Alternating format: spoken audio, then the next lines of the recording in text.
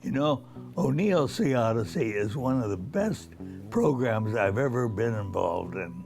The ocean is alive, and we've got to take care of it.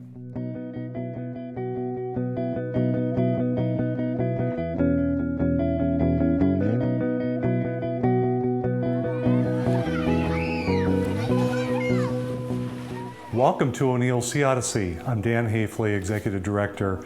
We're an ocean-going science and environment program for 4th through 6th grade students. We don't charge money for the program, but we do require each class perform a service project to benefit their community.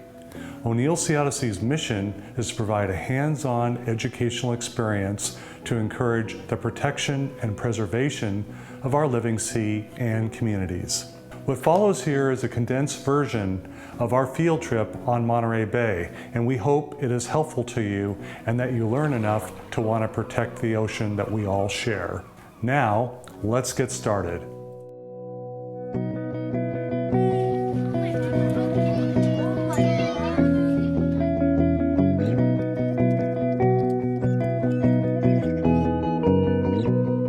Hi, I'm Tim O'Neill. I'll be your captain today. Welcome aboard.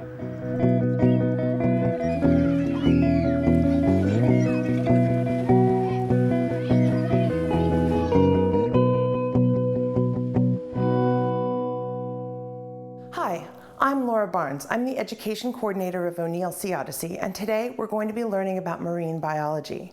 Marine biology is a huge subject since most of the life on Earth lives in the ocean. So we're going to start at the beginning with plankton. Plankton is the bottom of the food chain in the ocean, and I'm going to be collecting some samples with the kids. Those samples will be brought back to our lab on land where we can look at them and identify what species of plankton we get in our sample today. Hi, my name is Jaden, and I would like to know what plankton is. Plankton is anything in the ocean that's a drifter or a bad swimmer, right? If it's an animal, it's a bad swimmer that gets pushed around by wind and pushed around by ocean currents. If it's a plant with no roots that's not attached to anything that also gets pushed around by the water and the wind. So plankton are all drifters. They're drifting plants and animals. The lion's mane jellyfish, the biggest one that's ever found, had a bell that was 12 feet across, and its tentacles were as long as this boat. About 65 feet long. That's plankton. It's a big animal, but it's a bad swimmer. Now, a lot of animals that are really, really tiny are also plankton because, they're too weak to swim against the wind and currents. So there are two main types of plankton that we're going to talk about today, and that's plant plankton and animal plankton. Does anyone know the special scientific names for plant and animal plankton? They each have a special scientific name. So the special scientific name for plant plankton is phytoplankton. Everybody say phytoplankton. Phytoplankton. Okay, phytoplankton means drifting plants that aren't attached to anything with no roots. More than half of the oxygen that we breathe comes from plants in the ocean, and they're giving off that oxygen as a byproduct of photosynthesis. They take in sunlight and they give off oxygen. So plants are producers because they produce food from sunlight. We need that plankton and all the plants in the ocean to be healthy for us to survive.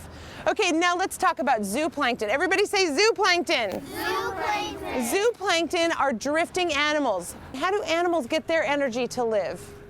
How do you get your energy to live? Yeah?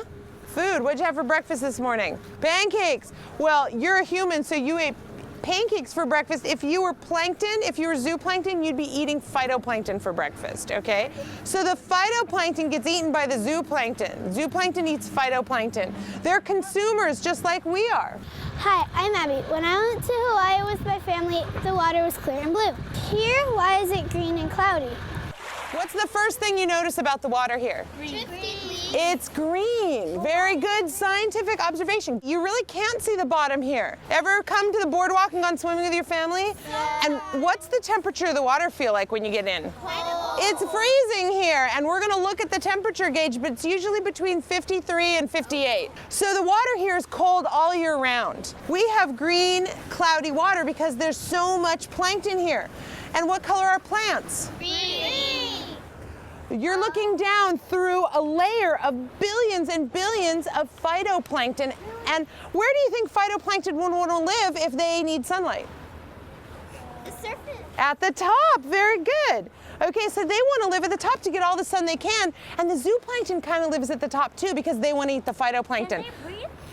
Well, they photosynthesize. So they take in sunlight and they take in carbon dioxide, which is what we breathe out, and they give off oxygen. So they breathe, but a different way than we breathe, right? The same way trees breathe. Yeah? So they're kind of like trees? Yeah, they're exactly like trees. They're plants. Most plankton like cold water, especially the phytoplankton. And if there's a lot of phytoplankton, that means there's a lot of food for the zooplankton. If we could see through the water here, we would see a lot more life than we'd see even when we're snorkeling in Hawaii. Plankton likes cold water, and when you go to places where the ocean's warm and tropical, there's a lot less life there because there's a lot less plankton. Hi, I'm Jaden, and I want to know, how do you catch plankton? Are you guys ready to catch some plankton? Yeah. I want you to crawl to the edge and hold on to the railing, and then we're going to walk to the back of the boat where our plankton net is.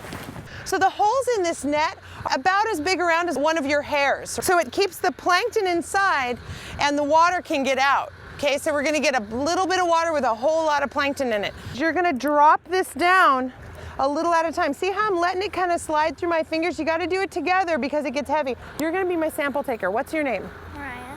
When I bring the net over, you're gonna stick your arm out over the net and I'm gonna pour the plankton in there, okay? Here it comes. See how it comes to her? So I'm gonna take this, I'm gonna do the very end part because what I'm gonna do is rinse the plankton into the bucket. All right, you see it? Yeah. See the little teeny white things and there's a couple little green things in there? There's a ton of plankton in there. What we're gonna do next is we're gonna put them under a microscope and we're gonna look at them in detail and see what type of plankton we've got. Hi, I'm Kimberly. What does plankton look like? This is my compound microscope right here, and it has many lenses that make up one really, really strong lens. And this is my low-power dissection microscope right there. And so we're going to use the low-power microscope first. I'm going to go all the way to the bottom of your sample, and I'm going to get a few drops of water from the very bottom, and I'm going to put them on my slide. But I also want to get a few drops from the very top, because sometimes there's other types of plankton at the top. And then the rest is going to go into this Petri dish. We're going to look at the Petri dish first under low power. Oh, I can see the plankton. So this is our low power microscope. So you can see that there are a lot of things swimming around in here. Are they zooplankton? They're zooplankton, right? Let's look under the compound microscope here. Look at this guy right here. So we've got some cool stuff. This is a copepod. Copepods, they have one eye so they can see the sun. They can see where the light is. And they're going to kind of pop up towards the sunlight in order to eat all these phytoplankton. So let's see what else we've got. These are lots and lots of, oh, look at that. See that thing with, there's its head. That black thing is a pointer in the lens. And see that thing with the long tail right there? It's flickering around. That's a larvation. That's another holoplankton. So it's going to be plankton its whole life. And it's related to fish. Its tail is covered with like oceanic mucus, like ocean boogers kind of. And when it flicks its tail, phytoplankton will stick to its tail and then it eats out of its own snot, right? That's a larvation. They're kind of the most disgusting plankton that we find. Oh, look at that. See the little greenish yellow stuff in the middle? Yeah. That's the chlorophyll. That's the part of the plant that makes sunlight into energy. Hi, my name is Angel. I want to know how much plankton is in the ocean. You see how many plankton are just in 7 drops of water?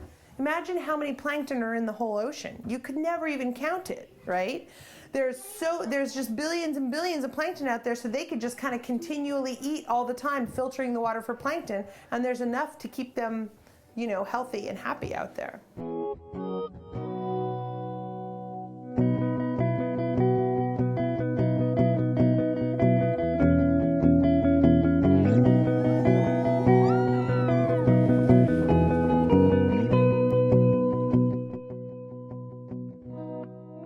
To learn more about our program, please go to o'neillseaodyssey.org.